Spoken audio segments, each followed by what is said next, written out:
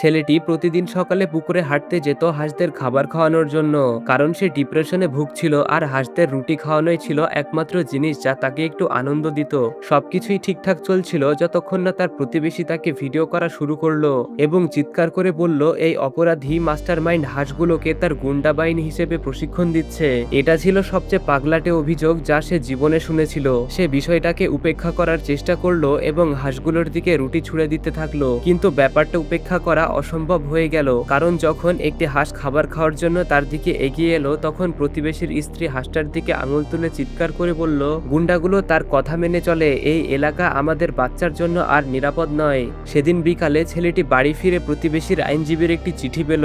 আপনি এমন একটি হাঁসের গ্যাং পরিচালনা করছেন যা জনসাধারণের জন্য স্পষ্ট এবং তাৎক্ষণিক হুমকি। আমরা আপনার বিরুদ্ধে $20,000 মামলা করেছি। ছেলেটি শুধু হেসে ফেলল। সে ভাবল আদালতের বিচারক নিশ্চয়ই বুঝবেন এটা কতটা হাস্যকর এবং সঙ্গে সঙ্গেই তার পক্ষ নেবেন। এক সপ্তাহ পরে সে শান্তভাবে আদালতে প্রবেশ করলো। মনে করেছিল সবকিছু ঠিক হয়ে যাবে, কিন্তু প্রতিবেশীর আইনজীবী বিচারককে বলল যে ছেলেটি নিরীহ হাঁসগুলোকে একটি গ্যাংয়ে পরিণত করেছে যারা সম্পত্তি নষ্ট করে এবং শিশুদের ক্ষতি করার জন্য প্রশিক্ষিত। তার প্রতিবেশী কান্নাকাটি করে বলতে লাগলো যে ছেলেটির খুনি হাঁস বাহিনী তাদের পরিবারকে অনুসরণ করছে এবং তাদের বাড়িতে হামলা করার পরিকল্পনা করছে, কারণ হাঁসগুলো তাদের সম্পত্তির সীমানার কাছে মলত্যাগ করেছিল।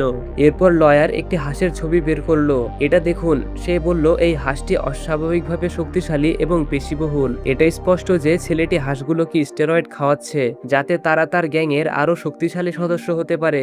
বিচারককে সত্যিই মনে হচ্ছিল যেন তিনি কথাগুলো বিশ্বাস করছেন। তখন আত্মপক্ষ সমর্থনের সময় এলো। ছেলেটি জানতো তাকে প্রমাণ করতে হবে যে হাঁসগুলো তার গুন্ডা নয়, তারা শুধু যার কাছেই খাবার থাকে তার পেছনেই যায়। সে গত 2 বছরের সিকিউরিটি ফুটেজ বের করলো, যেখানে দেখা যাচ্ছিল হাঁসগুলো খাবার হাতে থাকা প্রত্যেকের পিছনেই ঘুরছে, এমনকি এক ট্রডলারের পেছনেও যার হাতে ক্র্যাকার ছিল, আর এক মাতাল লোকের পেছনেও যে বেঞ্চে ঘুমিয়ে পড়েছিল এবং তার বার্গার মাটিতে পড়েছিল।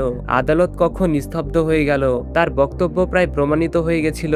আরো নিশ্চিত করার জন্য সে বলল, মাননীয় বিচারক, প্রাণীদের সঙ্গে সময় কাটালে সিটিসি কমে যায়, কারণ এতে অক্সিটোসিন এবং সেরোটোনিন বৃদ্ধি পায়। আমি কোনো গ্যাং লিডার নই, আমি শুধু একজন হতাশাগ্রস্ত মানুষ যার হাঁসদের প্রয়োজন। বিচারককে দেখে মনে হচ্ছিল তিনি বুঝতে পারছেন না কার পক্ষ নেবেন। তিনি প্রতিবেশীর স্ত্রীর দিকে তাকিয়ে বললেন, যদি হাঁসগুলো শুধু খাবারওয়ালা লোকদের অনুসরণ করে তাহলে তারা ঘাতক কিভাবে হতে পারে? মহিলাটি চিৎকার করে বলল, ওগুলো সাধারণ হাঁস নয়, ওদের শয়তানি মুখগুলো দেখুন। সে একটি ঘুমন্ত হাঁসের ছবির দিকে আঙুল দেখাচ্ছিল।